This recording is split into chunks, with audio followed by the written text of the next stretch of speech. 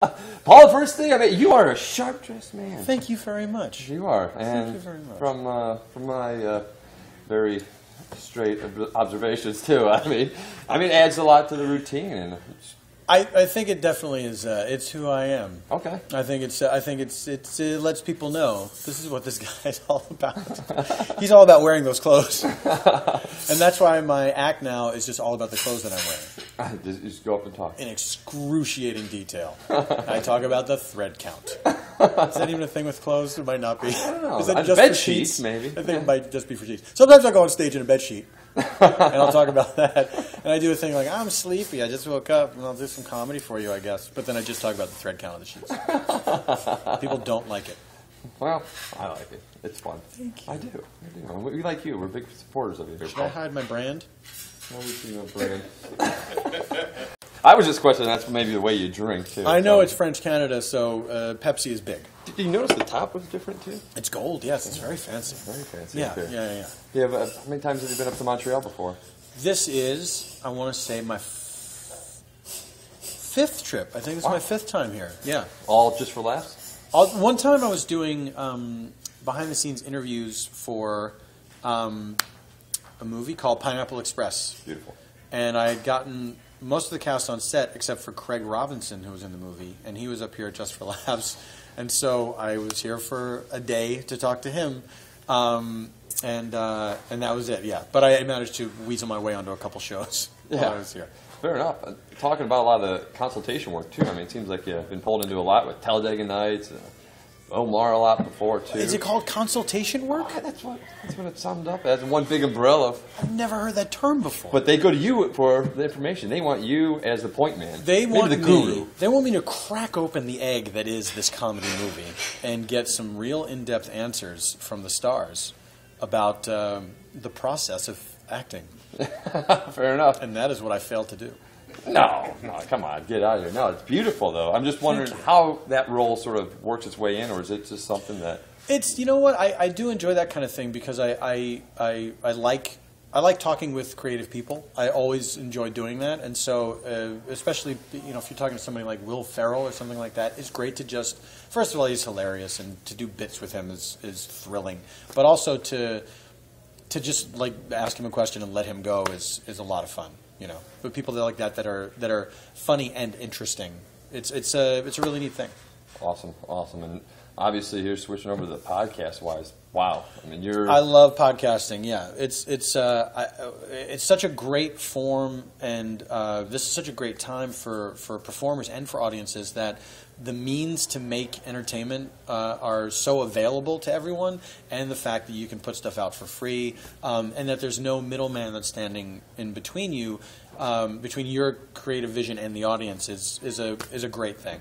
That came up a lot with Patton's keynote there too. Oh sure, yeah. Summed up perfect. Came a couple interviews earlier today too. Yeah. Just beautiful. And yeah, it's great. People are doing great stuff, and it's more.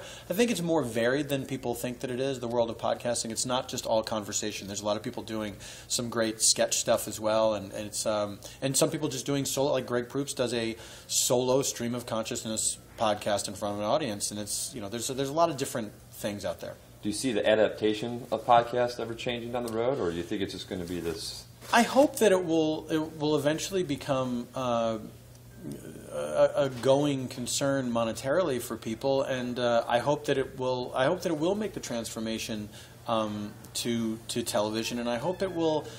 It would be nice if it could somehow replace the current way entertainment is done on television. Not replace it, but exist alongside it. So there's a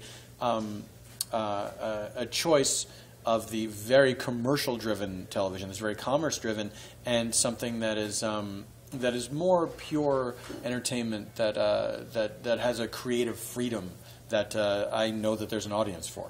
Okay. Yeah. Did that make sense? I feel like I got lost in that sentence. Yeah, no, it makes sense. Little. Come on. That there's the medium. That there's Yes. just the fact that it's removed and it's all up to you. But it would be nice to see the visual equivalent of an audio podcast, where people are allowed the same level of freedom. It is easier with audio because you can create whatever you want in a studio and people's imaginations fill in the blanks. But it would be nice to see something on television with just unfettered creativity, but with people that really are trying to do the best job that they can do. So it's not just like because we can do whatever we want, we're not going to try that hard. It's like my podcast, I put a lot of effort into it because I want it to be a thing that you would pay for, but you get for free. And it would be nice to see that model on television as well. What advice do you have for those maybe wanting to get in the podcast realm, or those that might be? Honestly, get good equipment. Yeah. Really invest in solid equipment that's going to give you the best possible sound. Learn how to work with, GarageBand or whatever your program is that you use to record, and make sure the sound is really good. Like, pick the podcasts that are out there that have really good sound. Try and find out how they do what they do. Try to replicate that sound so that it doesn't have to be super fancy. It just has to be very clear and not irritating to people. So if you have more than one person talking, make sure everybody's at the same level of volume, like that kind of thing. Yeah.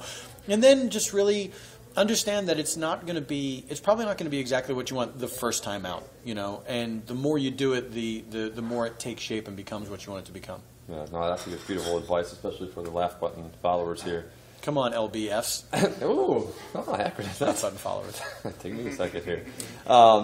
Anything big coming up on the Tompkins horizon here? I just did a pilot for Comedy Central, and we're waiting to hear if we're going to get picked up or not. So we'll see. This was a panel discussion show with me as the host, talking about the events of the day. So the taping was a ball. We had such a great time, and we just delivered it to the network. So now begins the agonizing process of waiting. But it was certainly a lot of fun and something that I was extremely comfortable doing. So we'll see what happens. Awesome. Well, Paul, appreciate the time here. Thank you very much. Absolutely, my pleasure. Thank you. We'll be seeing you around here. Yes, indeed, you will. Yes, you will. You good?